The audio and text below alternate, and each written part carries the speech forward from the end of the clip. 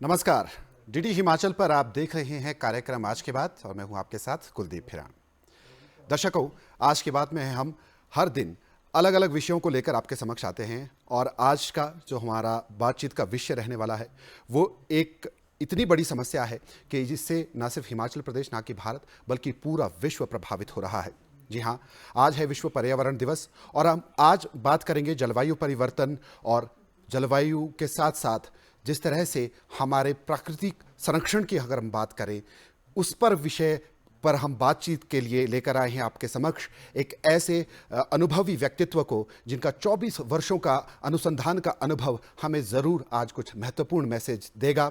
और उसके साथ साथ हम सबसे पहले आइए स्वागत करते हैं हमारे आज के अतिथि डॉक्टर पवन कुमार अत्री जी का, जो कि हिमाचल प्रदेश विश्वविद्यालय के वरिष्ठ अनुसंधान अधिकारी हैं और साथ में सहायक आचार्य हैं पर्यावरण विभाग के। डॉक्टर साहब, आपका बहुत बहुत स्वागत है कार्यक्रम में आने के लिए। आपका बहुत बहुत धन्यवाद भी।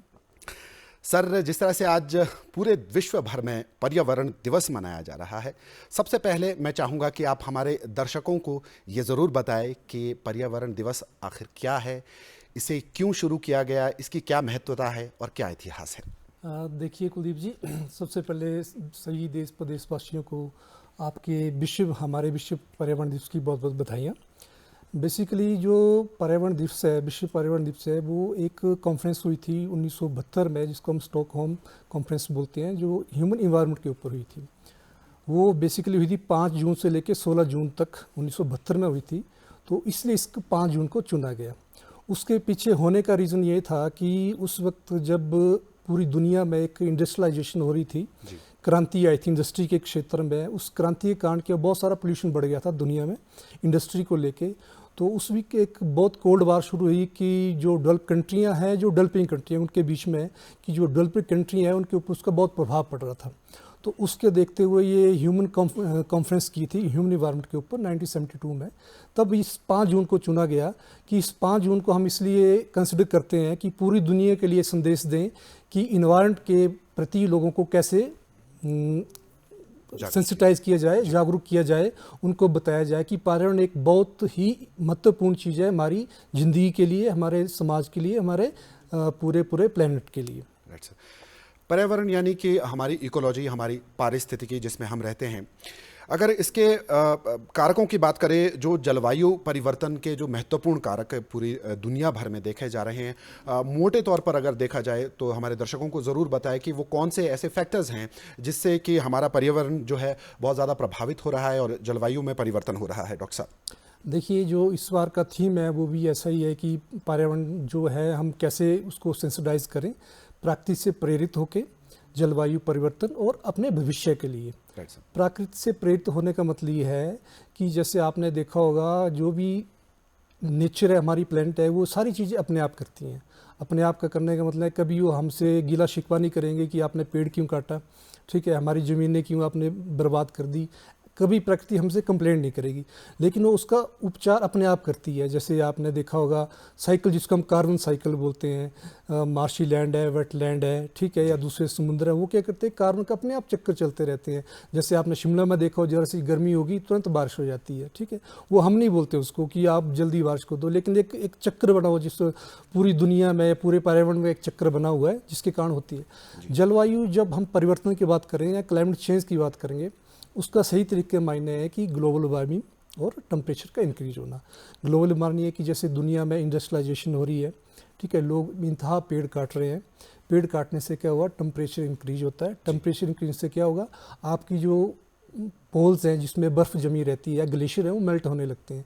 जब वो ग्लेशियर मेल्ट होते हैं तो वो पानी नदी नालियों से समुद्र में जाता है। अब थोड़ी सी बात हुई, बरसात की बात हुई, चलेगा, लेकिन जब पूरे वर्ष भर, पूरे सालों से वो पानी बह के समुद्र में जा रहा है, तो उससे क्या, जो समुद्र का लेवल है वो अब बढ़ जाता है।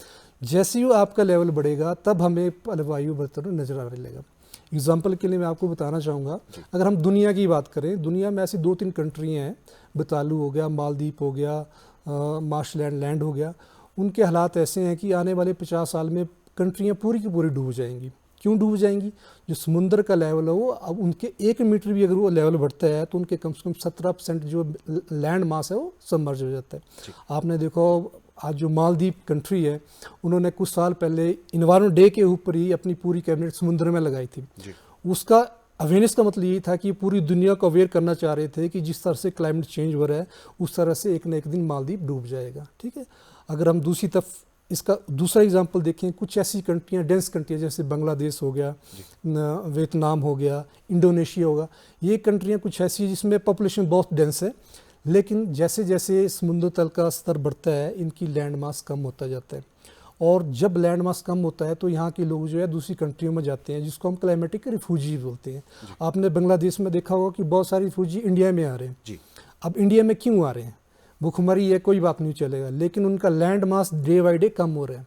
ठीक है, 1 मीटर अगर जल स्तर बढ़ता है तो कम से कम 70% लैंड उनकी कम हो रही है। अब वो धीरे धीरे वहाँ से सुंदरवन डेल्टा में आते हैं, सुंदरवन डेल्टा से बांग्लादेश, असम की तरफ चले जाते हैं। इनको हम बोलते हैं क्लाइमेटिक रिफ्यूजी। अगर जो हम यूरोप की बात करें, जो डेवलप कंट्री हैं, वो क्या करती हैं, प्रोटेक्टिव लेयर बना देती है, प्रोटेक्टिव वॉल बना देती है अपनी कंट्री के लिए चारों तरफ, ताकि उनका जो ज़मीन या लैंड मास है वो सबमर्ज ना हो। ये कुछ ऐसे एग्जाम्पल हैं जो पूरी दुनिया का ध्यान अपनी ओर आकर्षित करते हैं। ठीक है जी सर, अगर भारत और हिमाचल प्रदेश के संदर्भ में अगर देखा जाए तो जलवायु परिवर्तन किस हद तक पहुंच चुका है, क्या कारण है उस जलवायु परिवर्तन के, जो जिस तरह से अगर हम, जिस तरह से आपने कहा है, आपने लैंड मासेस की बात कही है, आपने पॉपुलेशन की बात कही है, पॉपुलेशन परसेंटाइल की अगर बात की जाए तो दुनिया भर में भारत अच्छा खासा जनसंख्या में शीर्ष देशों में शामिल है। शायद ही आगामी जनगणना में शायद भारत दुनिया का सबसे अधिक आबादी वाला देश बने। तो कितना प्रेशर है लैंड मास पर, और किस तरह से देखा जाए इस चुनौती को, जो पर्यावरण की जो ये चुनौती है, जलवायु परिवर्तन की जो चुनौती है, इसे कैसे देखा जाए? देखिए, अगर हम इंडिया के पॉइंट ऑफ व्यू से बात करेंगे, इंडिया में क्लाइमेट चेंज एक बहुत बड़ी समस्या है और पॉपुलेशन का एक बहुत बड़ा हिस्सा है। जितनी आपकी पॉपुलेशन बढ़ेगी उसको रिसोर्सेज की जरूरत पड़ती है। रिसोर्सेज हमारे पास लिमिटेड है, लैंड मास हमारे पास लिमिटेड है, लेकिन पॉपुलेशन डे बाई डे बढ़ रही है। उस पॉपुलेशन को डेवलप करने के लिए, उनकी ज़रूरतों को पूरा करने के लिए हमें इंफ्रास्ट्रक्चर की ज़रूरत पड़ रही है। तो हम बेहतर इंफ्रास्ट्रक्चर बना रहे हैं, बड़ी बड़ी बिल्डिंगें हम बना रहे हैं, सड़कें चौड़ी कर रहे हैं, लेन से 4 लेन से 6 लेन, 6 लेन से 8 लेन हम कर रहे हैं। एनर्जी की हमें ज़रूरत पड़ रही है, उसके लिए हम बड़े बड़े डैम बना रहे हैं। ठीक है, वो एक डेवलपमेंट का पार्ट है। लेकिन जब हम सस्टेनेबल डेवलपमेंट की बात करते हैं, सतत विकास जिसको हम बोलते हैं, डेवलपमेंट के साथ साथ हमें अपने फ्यूचर के बारे में सोचना पड़ेगा कि इन फ्यूचर में हम नई जनरेशन को क्या दे के जा रहे हैं। ठीक है, उसके लिए बेस्ट वे है कि हम जो अल्टरनेटिव बोलते हैं, जिसको अगर हम रोड की बात करते हैं तो हम अल्टरनेटिव रोड की तरफ जाएं। ठीक है, अगर हम एनर्जी की बात करें तो एनर्जी में तो इंडिया क्या, हिमाचल के अच्छा काम हम कर रहे हैं, सरकारें कर रही है एनर्जी के मामले में, कि हम जो फॉसिल फ्यूल्स हैं जैसे पेट्रोल डीजल है, इस पे डिपेंडेंसी कम करके हम सोलर और इलेक्ट्रिक की तरफ मूव कर रहे हैं। ठीक है, हाइड्रो पावर की तरफ मूव कर रहे हैं, सोलर की तरफ मूव कर रहे हैं, हाइड्रोजन की तरफ मूव कर रहे हैं। तो बहुत अच्छा स्टेप है जो सरकारें ले रही हैं, लेकिन फिर भी इन फ्यूचर में हमें इसकी तरफ और जाना पड़ेगा। इस वक्त अगर देखा जाए सर, भारत में जिस तरह से ग्रीन एनर्जी या फिर क्लीन एनर्जी को लेकर के, चाहे वो सोलर है, चाहे वो न्यूक्लियर है, या फिर हाइड्रो, जिस तरह से आपने कहा, इस तरह की ऊर्जा का इस्तेमाल किया जा रहा है, ये पूरे भारत का कॉन्टेक्स्ट है क्योंकि, लेकिन हिमाचल प्रदेश की बात करें तो हिमाचल प्रदेश एक छोटा सा राज्य है और यहाँ की जो आवश्यकताएं हैं वो काफ़ी भिन्न है दूसरे राज्यों की तुलना में। अगर हम बात करें हिमाचल प्रदेश में, आप ऐसा कौन सा ऑप्शन देखते हैं जो इस तरह से सतत विकास की विचारधारा को आगे ले जा सके, और क्या आवश्यक ऐसे कदम उठाए जाने चाहिए हिमाचल प्रदेश में आपके दृष्टिकोण से, कि जिससे जो हिमाचल प्रदेश है यहाँ पर जो है सतत विकास की जो है वो कंटिन्यूटी जो है वो बनी रहे? देखो, हिमाचल की अगर पॉइंट ऑफ व्यू से हम बात करें, 2-3 पॉइंट है जो हिमाचल के बहुत ज़रूरी है। एक आपका आ गया हाइड्रो पावर प्रोजेक्ट्स, 4 लेन या रोड कंस्ट्रक्शन, इंफ्रास्ट्रक्चर, और दूसरा ओवर टूरिज्म। ठीक है, हम 2 पे बात कर चुके हैं। जो बड़े बड़े डैम हम हिमाचल में बना रहे हैं उसको मिनिमाइज़ किया जाए, उसको कम किया जाए, उसकी जगह हम स्मॉल डैम जो होते हैं, स्मॉल स्केल डैम, उनको बनाने की कोशिश करें। उसके 2 फ़ायदे हैं। एक तो जब हम बड़ा डैम बनाते हैं, ठीक है, आप एनर्जी उससे ज़्यादा आएगी, लेकिन उसके साइड इफ़ेक्ट ज़्यादा है क्लाइमेट को लेके। आपने देखा होगा लास्ट ईयर भी कितना डिज़ास्टर आया सतलुज, ब्यास, हर जगह पे। तो जब हम बड़ा डैम बनाते हैं तो बहुत सारी लैंड सबमर्ज करती है। एक तो आपके पास भूमि डे बाई डे कम होती जाती है, वो सबमर्ज हो जाती है। दूसरा, लोगों को सोशल वेलफेयर के लिए आपको पैसा देना पड़ता है। जब आप किसी को रिप्लेस करेंगे एक जगह से दूसरी जगह के लिए, तो उनके लिए बहुत ज़्यादा अमाउंट आपको देना पड़ता है, नंबर 2। नंबर 3, उसकी कंस्ट्रक्शन वैल्यू भी ज़्यादा होती है, ठीक है, और उसके क्लाइमेटिक इम्पैक्ट भी, तो माइक्रो क्लाइमेटिक उसका बहुत ज़्यादा फर्क पड़ता है। जैसे जहाँ पे आपने देखा होगा, जहाँ पे बड़े डैम बनते हैं, जैसे पोंग डैम हुआ, पनोर डैम हुआ, या भाखड़ा डैम हुआ, आपने देखा होगा उनकी जो माइक्रो क्लाइमेटिक इम्पैक्ट पड़ता है।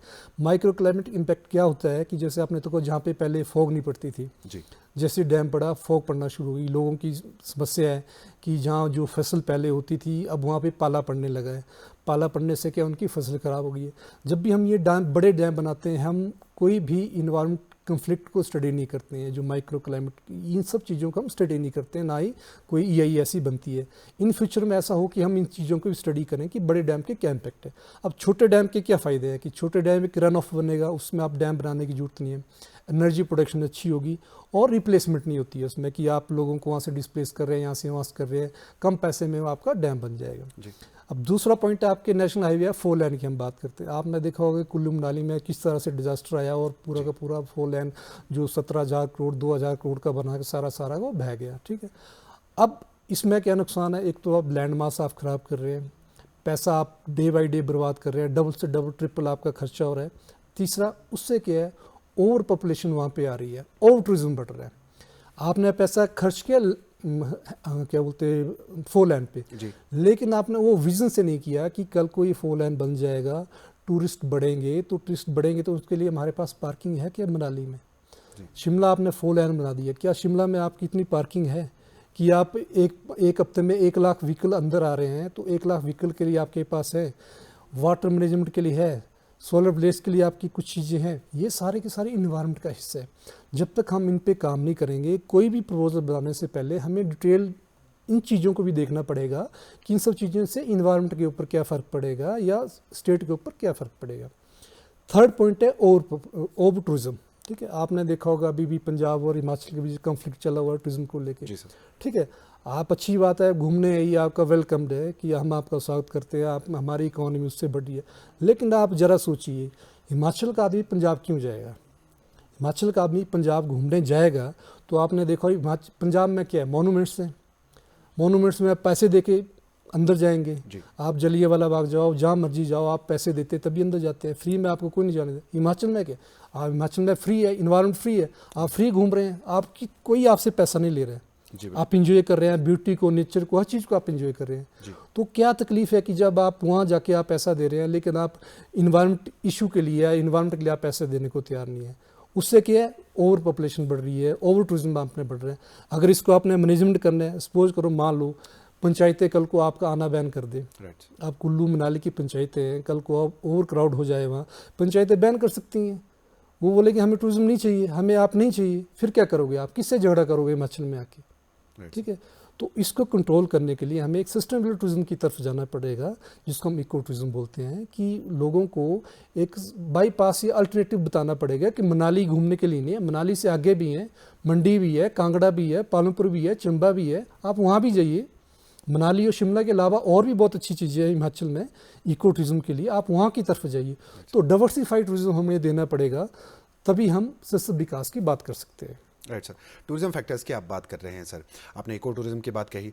कहीं ना कहीं हिमाचल प्रदेश जिस तरह से देवभूमि माना जाता है और है भी, तो इस देवभूमि में जिस तरह से जो धार्मिक पर्यटन का जो विकास किया जाना चाहिए था, क्या उसमें कोई कमी रह गई है? क्या धार्मिक पर्यटन स्थलों के विकास इस तरह से किया जाना चाहिए ताकि ये जो टूरिज़्म के जो क्लस्टर बन के रह गए हैं, शिमला है या मनाली है, मैक्लोडगंज है या डलहौजी है, इनसे हटकर जो पर्यटक है वो दूर दराज के क्षेत्रों का भी रुख करें, क्योंकि तकरीबन ये कह सकते हैं कि 70 से 80% जो हिमाचल प्रदेश है वहाँ तक अब एक्सेसिबिलिटी है, सड़कें हैं, सभी संचार के साधन उपलब्ध हैं। तो क्या जो स्पिरिचुअल जो टूरिज्म हो सकता है हिमाचल प्रदेश में, तो क्या वो एक ऑप्शन हो सकता है? देखिए, रिलीजियस, जिसको हम रिलीजियस टूरिज्म बोलते हैं, रिलीजियस टूरिज्म में कौन लोग आएंगे? बड़ी समझने वाली बात है कि जो 40 या 50 प्लस होगा वही मंदिर, धर्मशाला या उस तरफ को जाएंगे, और उनका क्या है कि उनका स्टे रहेगा। जो आदमी कांगड़ा जाएगा विजयशी टेम्पल, वही कोशिश करेगा आगे आपके दूसरे मंदिर में भी जाए, ठीक है, चिंतपूर्णी भी जाए, ज्वाला जी भी जाए, वो एक लिमिटेड है। ठीक है, 40+ या 50+ लोग की रिलीजियस टूरिज्म की तरफ जाएंगे। लेकिन आज की डेट में क्या है कि जो आपके टूरिज्म आ रहा है वो सारा का सारा यंग है। जी सर। मतलब लेस देन 35% के जो लोग हैं वो 75% वही टूरिज्म आपका हिमाचल में आ रहा है। तो वो लोग कौन है? जो कॉलेज के हैं, जो इंडस्ट्री के हैं, जो जॉब वाले हैं, जो ये अपनी मतलब कि भीड़ भाड़ी उससे परेशान है, वो हिमाचल में घूमने आ रहे हैं। तो उनके लिए हम क्या दे रहे हैं? ठीक है, जो 40-50+ तो उसके लिए तो हमने बोल दिया रिलीजियस टूरिज्म, हम बसें लगा रहे हैं, शिमला से धर्मशाला बस जा रही है, ज्वाला जी जा रही है, आप घूमो वहाँ से उसी बस को लेके जाए। लेकिन जो बैक पैकर आके हैं, जो यंग लोग हैं, उनको हम क्या दे रहे हैं? उनको क्या है? शिमला, मनाली, कुल्लू, डलहौजी, ठीक है, ज़्यादा खजार। इसके अलावा हमारे पास क्या है? जब तक हम अल्टरनेटिव प्लेस उनको नहीं देंगे, ठीक है, तब तक लोग कहाँ जा सकते हैं बताइए? कहीं नहीं जाएंगे। तो कहीं ना कहीं हमारा ये बहुत बड़ा ड्रॉबैक है। आपने देखा होगा कि उत्तराखंड हमारे बाद स्टेट बना, लेकिन आज टूरिज्म में नॉर्थ इंडिया में टॉप पे आओ। क्यों? क्योंकि उन्होंने पीपीपी मोड पे बड़ा काम किया। पीपीपी मोड पब्लिक प्राइवेट जो मैनेजमेंट है उसी पे वो काम कर रहे हैं कि हर चीज़ पे अगर आप उत्तराखंड घूमने जाओ तो देखो कि छोटे छोटे उन्होंने ताल बनाए, उस पर भी वो 20 रुपये टिकट लेंगे जी, ठीक है। कहीं भी झूला लगा देंगे, उसका आपसे 50 रुपये टिकट लेंगे। लेकिन हिमाचल में ऐसा कुछ नहीं है। पीपी मोड पे बहुत कम काम हुआ है हिमाचल में। तो इको टूरिज्म में हम वो सारा काम कर सकते हैं कि जितनी भी इको डेवलपमेंट साइटें हैं उसको पीपी मोड में तैयार करें, कि इसके बजाय कि सारा टूरिस्ट आपका एक भीड़ भाड़ लेके हमें जाए, अगर हम इको टूरिज्म की तरफ जाएँ तो उस पर हम काम कर सकते हैं और हिमाचल भी उत्तराखंड से बेटर कर सकता है। जी सर, हमने सर ऊर्जा क्षेत्र की बात की, पर्यटन क्षेत्र की बात करी, सभी विषयों की हम जो पर्यावरण से जुड़े हैं उन पर हम बात कर रहे हैं। आज का दिन अगर इस पर बात की जाए तो ये जागरूकता के लिए एक बहुत बड़ा दिन है। अगर समझ सके हमारे दर्शक तो ये आज का दिन जो है अपने ही जीवन और भावी पीढ़ियों के जीवन को सुधारने के लिए एक बहुत बड़ा दिन हो सकता है। क्या कहना चाहेंगे सर कि जिस तरह से आज हमने अपने इस कार्यक्रम का विषय में भी हमने जो थीम रखा है हरियाली ही समाधान, तो इसे लेकर आप हमारे दर्शकों को क्या राय देना चाहेंगे? और जिस तरह से आप जानते ही हैं, हमारे दर्शक भी अधिकांश ये लोग जानते ही हैं कि 2008 से हमारा प्रदेश प्लास्टिक मुक्त प्रदेश है। भारत का इकलौता पहला ऐसा राज्य जिसने सबसे पहले प्लास्टिक को बैन किया था, वो भी हिमाचल प्रदेश ही है। तो आगे चलकर प्रदेशवासियों से आप क्या उम्मीदें रखते हैं? क्या उन्हें जागरूकता संदेश देना चाहेंगे? देखिए, जहाँ की अवेयरनेस की बात है या इन फ्यूचर की बात है जिसको हम बात करते हैं, 2 लेवल पे हम काम करते हैं, काम कर सकते हैं। एक इंस्टीट्यूशनल लेवल पे, एक इंडिविजुअल लेवल पे। अगर हम इंस्टीट्यूशनल लेवल पे बात करें तो आपने देखा होगा हिमाचल में जो भी गवर्नमेंट बिल्डिंग है उनके ऊपर हमने सोलर पैनल लगाने शुरू किए सरकार ने। तो एक बहुत अच्छा स्टेप है एनर्जी के लेवल पे कि हम अपने कार्बन फुटप्रिंट को कम कर रहे हैं और सोलर एनर्जी की तरफ हम जा रहे हैं, नंबर 1। नंबर 2, आपने देखा होगा इस पे हमने पंचायतों को इन्वॉल्व किया सरकार ने। कुछ ऐसी पंचायत चिन्हित की है जो पंचायत में सोलर पैनल लगा सकती है और अपने आप को एनर्जी एफिशिएंट बना सकती है, ठीक है। इसके अलावा आपने देखा होगा कुछ एरिया में हम विंड एनर्जी को भी अहमियत दे रहे हैं। जैसे स्पीति का कुछ एरिया आइडेंटिफाई किया है सरकार ने और कुछ एरिया है जिसमें हम विंड मिल को प्रमोट कर रहे हैं कि अल्टरनेटिव एनर्जी हम उस तरफ जाएं। और ईवी तो आपको पता ही है कि ईवी में हिमाचल में काफ़ी काम है कि इलेक्ट्रिक व्हीकल के लिए हम काम कर रहे हैं। बसें ज़्यादा ला रही हैं, सब्सिडी हम इलेक्ट्रिक व्हीकल पे दे रहे हैं, वो एनर्जी एफिशिएंट की हम बात कर रहे हैं। वो एक इंस्टीट्यूशनल लेवल की बात होगी।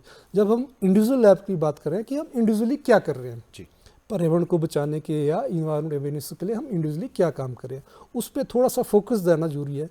कि इसमें 2-3 बातें हैं कि अगर हम किसी 40+ या 50+ या 60+ को हम बोलें कि अब आप इन्वायरमेंट बचाने की कोशिश करो, तो शायद वो हमें बात हमारी फॉलो नहीं करेंगे क्योंकि उन्होंने अपना एक टाइम बिता लिया है, वो उस पर बात को फॉलो नहीं करें।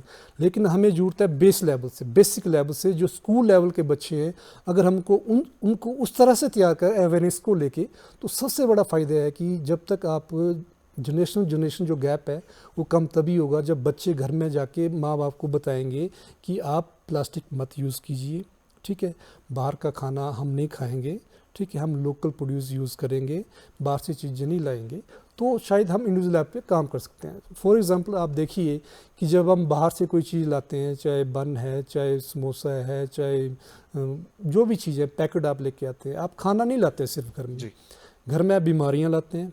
प्लास्टिक आप घर में लेके आते हैं और वो क्या करता है, घर में पोल्यूशन करेगा, आपके शरीर में पोल्यूशन करेगा और इन्वायरमेंट को पोल्यूट करेगा, ठीक है। तो बेस्ट भी है कि हम उस चीज़ को कम करें, छोड़ नहीं सकते हैं, लेकिन कम करें। जैसे लोकल फॉर वोकल हम बात करते हैं, आपने देखा होगा जब भी अब मेला लगेगा, समर फेस्टिवल लगेगा, सिड्डू के बहुत सारे स्टोर लगते हैं, राइट सर। ठीक है। तो वो क्या है, लोकल प्रोड्यूस है और बड़ी अच्छी बात है कि लोग उसको पसंद करने लगे हैं, ठीक है। तो कुछ हम इस तरह का मार्केटिंग करें स्टेट गवर्नमेंट की, हम लोकल प्रोड्यूस को अहमियत दें, लोकल प्रोड्यूसर जितने हैं। अब दूसरी बात हम क्या कर सकते हैं, आपने देखा हो कि हिमाचल में बहुत सारा जो सेब बेल्ट है या एग्रीकल्चर बेस्ट है, फ्लोरिकल बेस्ट है, बहुत ज़्यादा पेस्टिसाइड यूज़ करते हैं। जी बिल्कुल। और एक इसका जीता जागता परिणाम है कि कोटी बेल्ट हुई या रोडू बेल्ट हुई या कुल्लू बेल्ट हुई, इसमें हमने काफ़ी कुछ स्टडी किया। सिरमौर बेल्ट हुई, जहाँ पे ये सारी चीज़ें यूज होती है, हमने देखा कि वहाँ लोग 10% के बजाय 20, 50, 30, 50% तक वो पेस्टिसाइड इंसेक्टिसाइड यूज़ कर रहे हैं जी। उसके साइड इफेक्ट क्या हैं, आपकी सॉइल ख़राब हो रही है, आपका प्रोड्यूस ख़राब हो रहा है, आपकी हेल्थ ख़राब हो रही है, स्वास्थ्य ख़राब हो रहा है, पोल्यूशन हो रहा है, सॉइल पोल्यूशन अलग हो रहा है, इन्वायरमेंट का पोल्यूशन अलग हो रहा है। तो हमें क्या करना चाहिए कि उस पेस्टिसाइड इंसेक्टिसाइड को कम करना चाहिए, या जो दूसरे प्रयोग होते हैं उसको हम करना चाहिए, जिसको हम बोलते हैं जैविक खेती की तरफ हमें जाना चाहिए, उसको हम यूज़ करना चाहिए। आपने हाल ही में सुना होगा कि पंजाब में पेस्टिसाइड इंसेक्टिसाइड बहुत ज़्यादा यूज होते हैं। अब उसका परिणाम क्या है, उसका परिणाम देखो, लॉन्ग टर्म परिणाम देखो, आधा पंजाब उठ के कनाडा चला गया है, ठीक है। जो पढ़े लिखे लोग हैं, जिनको समझ है थोड़ी बहुत ये एग्रीकल्चर की या ये बीमारियों की, पेस्टिसाइड इंसेक्टिसाइड की, वो लाग सारे के सारे आपके फॉरेन चले गए।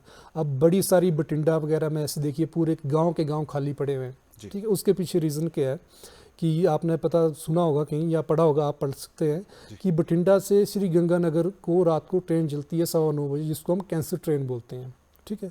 अब ये देखिए कि रोज़ की ट्रेन है, वो रोज़ की ट्रेन है, वहाँ से सारे के सारे लोग कैंसर पेशेंट आपके श्री गंगानगर जाते हैं, कैंसर पेशेंट। अब वो कैंसर कहाँ से है, ठीक है।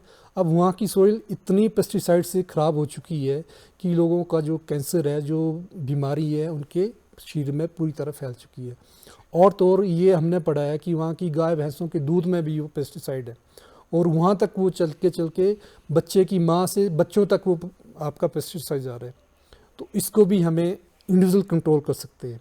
अगर मेरी खेती है, अगर मैं बोलूँ कि मुझे जैविक खेती की तरफ जाना है, तो कोई आपको फोर्स नहीं करेगा कि आप एग्रीकल्चर में पेस्टिसाइड या इंसेक्टिसाइड यूज़ कर सकें। ये दूसरी बात कि हम अपना लाइफस्टाइल बदलें, ठीक है। लाइफस्टाइल कैसे बदल सकते हैं कि आपने देखा हो आजकल विशाल मेगा मार्ट वगैरह, ऐसे मार्ट वगैरह बड़े खुले हैं, तो हम क्या करते हैं, एक्सेसिव शॉपिंग करते हैं, ठीक है। एक्सेसिव शॉपिंग का मतलब जहाँ एक चीज़ चाहिए हम 10 चीज़ें खरीद के लाते हैं। उसका प्रेशर क्या है, मार्केट में प्रेशर है, आपके इंडिविजुअल पे प्रेशर है। हम पैदल नहीं चलते हैं, 5 किलोमीटर आपने चलना है तो आप गाड़ी निकाल लेते हैं, आपने 5 मिनट के लिए चलना है आप गाड़ी निकाल लेते हैं, उससे आपकी हेल्थ भी खराब होगी। हम चाहते हैं कि आप पैदल चलें, अपने कार्बन फुटप्रिंट को कम करें, ठीक है। और हरियाली एक बहुत बड़ा है कि जब तक आप प्लांटेशन नहीं करेंगे तो आप क्लाइमेट चेंज कभी भी ठीक नहीं कर सकते। जी बिल्कुल। बहुत बहुत धन्यवाद डॉक्टर पवन कुमार जी, जिस तरह से आपने हमारे दर्शकों को आज जागरूकता भरे ये अपने कुछ विचार साझा किए हैं, उसके लिए आपका बहुत बहुत धन्यवाद। आप कार्यक्रम में आए। तो दर्शकों, आज की बात के इस अंक में बस इतना ही, हमें दीजिए अनुमति। नमस्कार।